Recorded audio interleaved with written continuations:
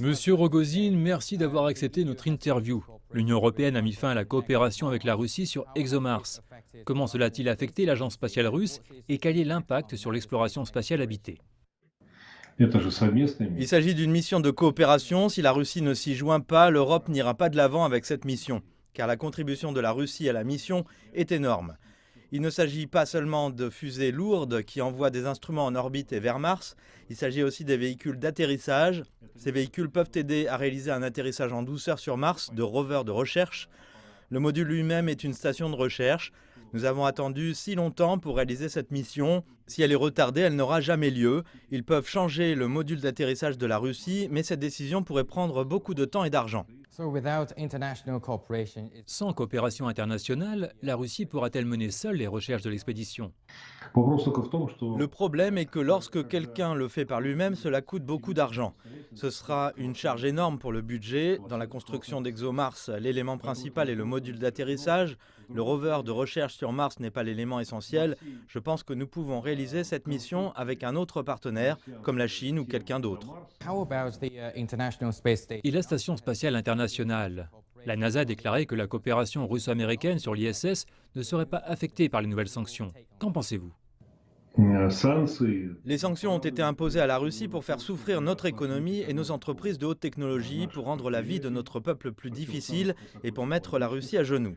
Clairement, ce n'est pas possible en raison de la force et de la volonté de notre peuple et de notre pays.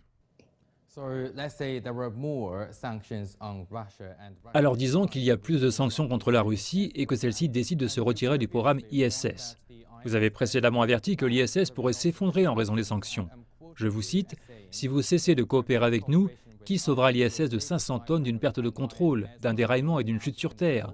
Que pensez-vous de cela ?» Le